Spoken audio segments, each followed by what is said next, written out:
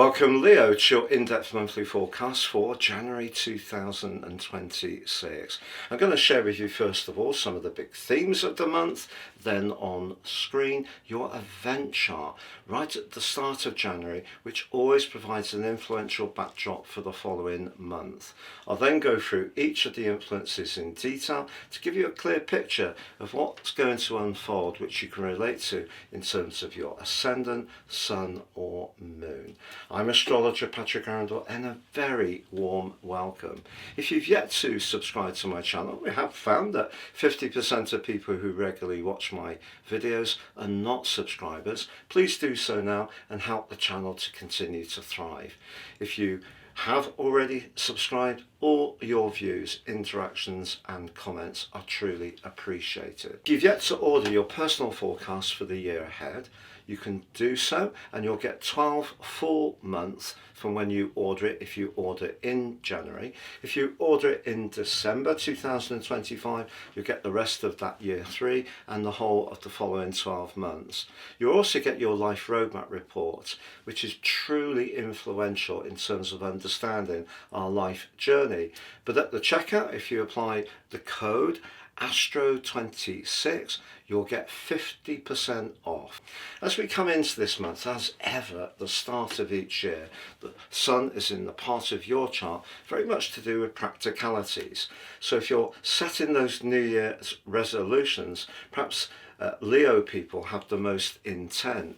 What's going to burnish those this year is that Mars, the planet of drive and action, is very close to the sun as you break into the new dawn, and that can give you an extra sense of urgency. So if you have been thinking about going from a born-again couch potato to a born-again Olympian, the portents are very good indeed.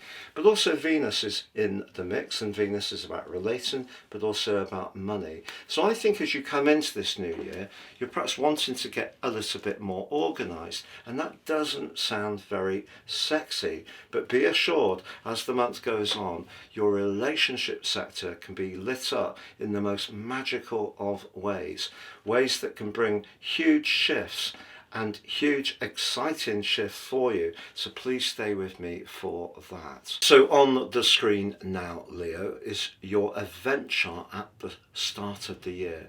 The big takeouts is that the planets in the sign of Capricorn, the sun's always in this location as I mentioned, but also Mars, the planet of action, gives a lot of thrust if you are wanting to change your job, or if your daily routines have become a little bit too predictable.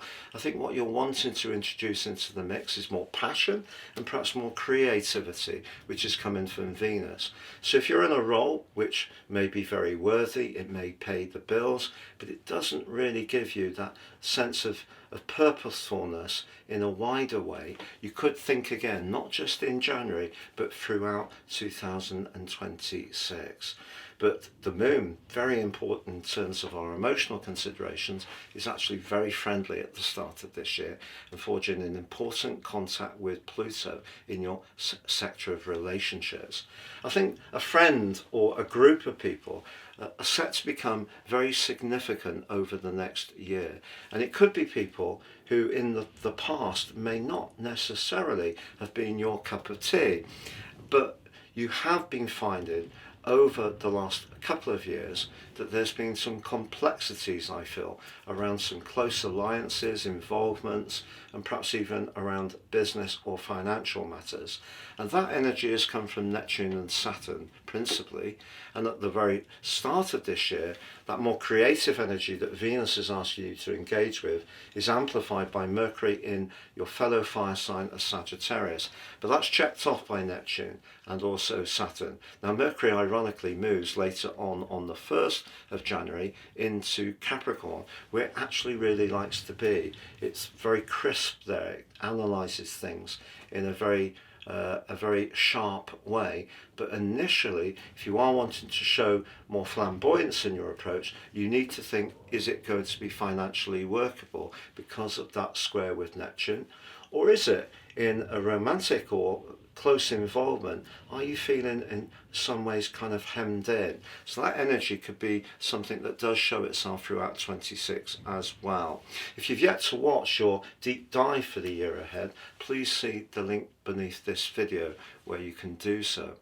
But we also have Chiron, which is very much to do with our wound, has been in the part of your situation to do with knowledge over the last about 6 years. And since July has been retracing its steps. It starts the new year in a square with Jupiter. If you do feel that there's a gap in the knowledge that you have academically, professionally, or even in terms of your own personal insights, I think that square between Chiron and Jupiter at the start of this year is also very intriguing too, and I think can be an area of growth for you. But those practicalities are definitely complemented by the arrival of Mercury. But then we have a full moon on the 3rd. The moon in the sign of Cancer doesn't really get any better. It rules that sign, but for you it's in the 10th to 12th house where Jupiter is. If you are feeling a bit vulnerable in your work situation, for example, if there are people that you don't really chime with, or you're not quite sure where you stand, the fact that the moon is in an opposition with Mars as well can draw up and bring into the open some very unsettling energies. And it may be over the following 2 weeks that if you're not enjoying it, you really will start to actively look for alternatives. The other part of what you may need to balance on that full moon is making sure that wherever you're being most hardworking and really disciplined in terms of keeping things very well structured, neat and tidy, that's all laudable. But is it chiming with your inner world? So if you're not really feeling a sense of satisfaction, that full moon is going to remind you of a need to make some changes so that you can evolve onwards. But on the 6th, the Sun and Venus come into an exact conjunction known as a cazimi. The Sun amplifies the energy of Venus. Venus in Capricorn is steady, it's cautious, it's realistic. So it's not as romantic, it's not inclined to make big gestures, but that combination would be excellent if you were having an interview or doing a presentation. I think your sincerity could come across very well, particularly if you can demonstrate that your knowledge can be applied in a way that has some kind of productive or practical outcome, which is very much the earth energy of Capricorn. Then on the 8th, it's Venus and Mars' turn to get together. If there is someone you work with or you encounter in your daily routines, at the gym, in the supermarket, that's been capturing your imagination, you could find yourself thinking about that person a great deal more. Venus and Mars together can give you more desire, but the 6th house could be desire to make something work more efficiently, which isn't something we ordinarily think about in terms of romance. But how about this? If you're the person who does much of the heavy lifting when it comes to the domestic chores, I think that combination is reminding you that you have every right to tell people, whether it's your kids or your partner, look, you need to do your bit as well. But the combination of the diplomacy of Venus and the assertion of Mars can help you make your point in a very sharp way. I mentioned that Mercury joins the cluster of energy in Capricorn on the 1st, later on in the day. If there is something that you want to analyse, it may be to do with what you eat or drink, because when we think about the 6th house, we can think about work, obligations, routines, making things run in a very well ordered way, and we can also think about things like exercise and so on. But do we think so much about diet? And diet is quite a controversial theme, I thought, because of the rise of processed foods, and I think the 6th house can be very much about virtuousness. So this energy at the start of the year is asking you throughout 2026 to consider, I feel, making some small but valuable changes through a gradual evolution. So that may be looking at packets, understanding more what's in the food that you're buying, and where possible, making food from scratch. So that kind of virtue can add extra energy, vibrancy, and physical strength and stamina, and it's something that you can gain from all through the new year if you engage with it. And because of the moon's great link to Pluto at the start of this year, if you're doing it with someone else and you're sharing your experiences and really encouraging each other on, that can also be very valuable too. Now Venus, the planet of relating, moves into a delicious part of your chart on the 17th. There's no better part of Venus's journey than the 7th house in terms of relationships. It loves being in the 2nd house too, in terms of its more Tauran vibe, the enjoyment of good food, good wine and money. But the 7th house is where we can perhaps try to find greater harmony. And sometimes that harmony comes from understanding that the people around us or the world around us is not perfect. And the more we can accept that, the more we can just float along in a more peaceful way.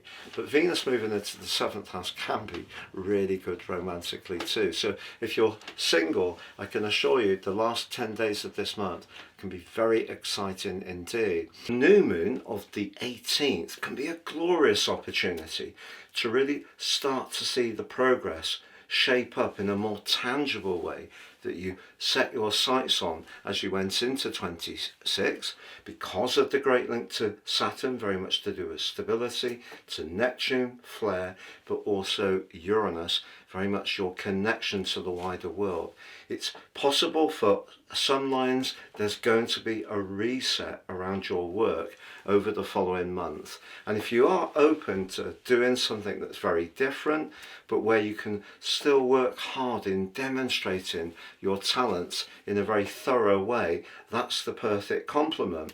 But also you can find yourself attracted as the month develops on from this point towards connections to others. So for some people you may even think that that work dynamic could play out in terms of a partnership, with Venus having arrived on the 17th in your opposite sign, followed by the Sun on the 20th and Mercury. They come together in the 3rd cazimi of the month on the 21st, followed by Mars on the 23rd, and the Sun and Pluto forge in the 4th cazimi. That relating dynamic becomes very, very strong towards the end of this month.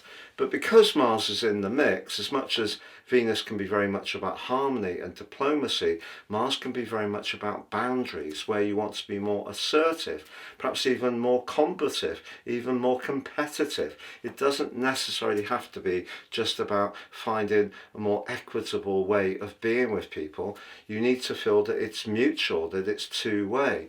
And if a relationship isn't working for you so well, the energy of that full moon is going to make you much more conscious of the little details, which sometimes can loom very large if we feel that they're important to us and being disregarded by someone else.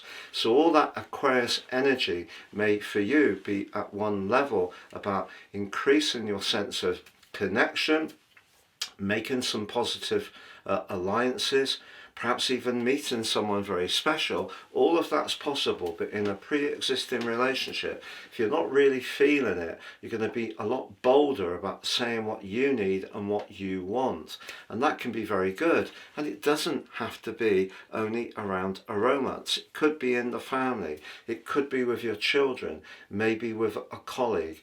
But a good mix of firmness, authority, but also an equitable energy to express how you feel, coming from Venus and Mercury, means that the last part of this month is one of the most exciting periods for you to feel heard, become more seen, but also achieve a greater sense of connection with others by really saying what you need, whether it is in a practical situation or your personal life. If you've yet to order your personal forecast for the year ahead, you can do so, and you'll get 12 full months from when you order it if you order in January. If you order it in December 2025, you'll get the rest of that year 3 and the whole of the following 12 months.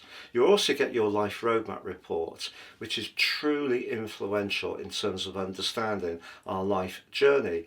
But at the checkout, if you apply the code ASTRO26, you'll get 50% off. All the best and goodbye.